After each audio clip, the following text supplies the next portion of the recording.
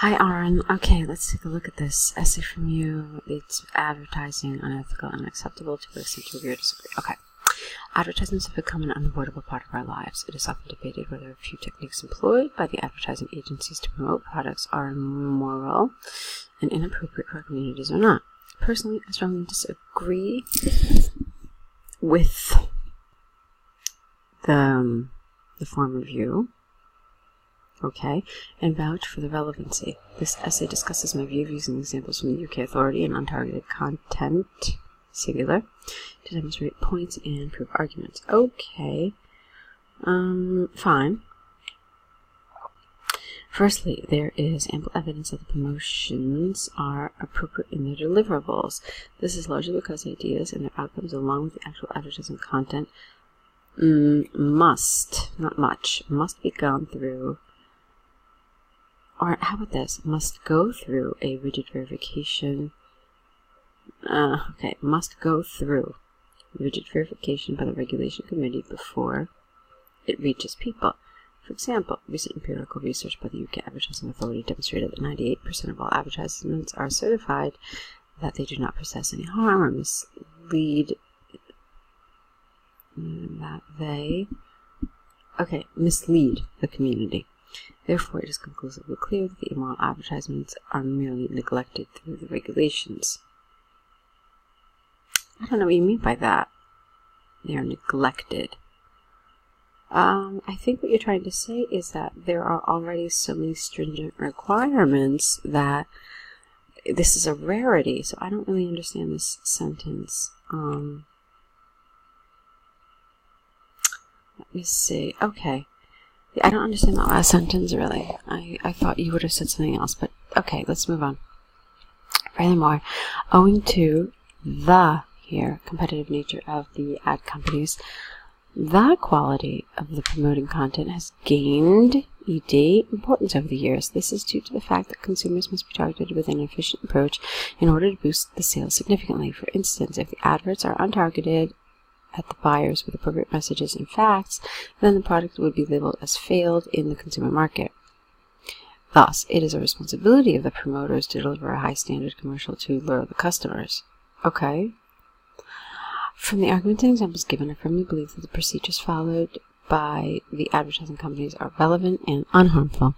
It is predicted that the standards of advertisements will increasingly grow in importance. Alright, this is interesting. It's well written, it flows nicely, it was easy to read, you had good vocabulary, you had good grammar for the most part. Yeah, there were a couple of little things that you could see that I had to change, but on the whole it was easy to read, and your viewpoint was clear throughout, except for that one place where I didn't understand what you were trying to say. So I liked it as far as an essay goes. So you clearly, okay, check this out. You say, I strongly disagree. Alright, fine. Now, if there was one thing I would have wanted in this essay, because clearly we're looking at an essay that could get a very high band score. If there was one thing I would have wanted, is I would have maybe wanted to know why people might say this. So, yeah, you strongly disagree. Do you see any validity to their argument? You said something about, like, 98% of the advertisements are good. What about that 2%? Was there something you could have said about that? So, in other words, could you have potentially argued the other viewpoint? Could you have said that, yeah, it's true, there are advertisements out there which, make false claims that claim they can, change your life, make you lose weight, make your hair glossy and grow, and yet they don't do any of that. So I was wondering if there was any room in this essay for you to kind of take a look at the opposing viewpoint and maybe discuss that first. All right, think about it a little bit, and let's look at your second essay. Okay, it's the general task. I'll be on. Fine. Dear Sir, Madam, I'm writing in response to your letter regarding the case of my absenteeism from an assessment case. This. Okay, my name is Arun. I would have preferred your last name here because it's a formal letter. All right, you're not just the only Arun in the world, so do write your last name. Okay, and my student ID is this Firstly, I deeply regret for having been unable to provide a concrete proof for not attending the examination. All right, let's change this a little. I deeply regret. How about just being unable to provide concrete proof? No, there's something wrong here. You're not.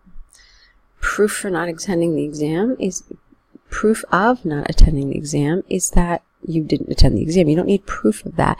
You need proof of your reason, basically evidence for why you didn't attend the exam. So some of the language here is incorrect. All right, so let's see if we can clean it up and say something like, first, I deeply regret being unable to provide evidence or proof of my evidence for my absenteeism, and then full stop or something like that. Okay. Unfortunately, I had been suffering from chronic ulcer, and so was hospitalized for almost a week. During my recovery phase, I tried to contact the exam center over telephone, but it was unanswered. However, I left a voice message to inform about my illness and inability to attend the written examination. But I failed to provide my student number to register. Okay.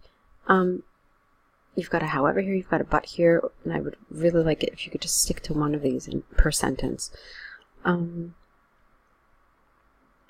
So, I would have taken out the however here and just stuck with the rest of it. I left a voice message to inform about my illness and inability to attend the written examination, but I failed to provide my student number to register. Please, no S here, accept my sincere apologies for not being clear over the telephone about my reasons for the unavailability. Herewith, I have attached medical certificate A, or the medical certificate for your reference. Furthermore, I would like to request the examination committee to consider my situation and arrange an alternate date to attend the exam. Once again, I apologize and I look forward to hearing from you soon. Yours faithfully. Okay, so, fine. Did you apologize? Yes. Did you identify yourself? Yes. Did you give an explanation? Yes. Possible resolutions to consider. Did you? Resolutions, plural. How many resolutions did you give? 1. Arrange an alternate date is the only thing you really said here. So, when the exam gives you something like this, like offers some suggestions, offers some alternatives, possible resolutions as here, take that S very literally and assume that they want you to give more than one. All right? That's one thing that I would absolutely have wanted you to change here.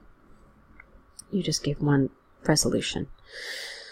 All right, so there were a couple places where the language was a little awkward, but on the whole, it was fine. It was formal. You did everything you were supposed to do. Your beginning was appropriate. Your closing was appropriate, except, again, I would have preferred your last name. Remember, it is formal. So whenever you're writing a formal letter, definitely use your full name. All right, nice job with these. So I will let you get to the task of correcting them and adding the errors to your error correction list. And of course, we expect you to send these in the next day or two so that you can apply everything you've learned. All right, I'll let you get to it. So thanks for writing these and good luck with your next writing.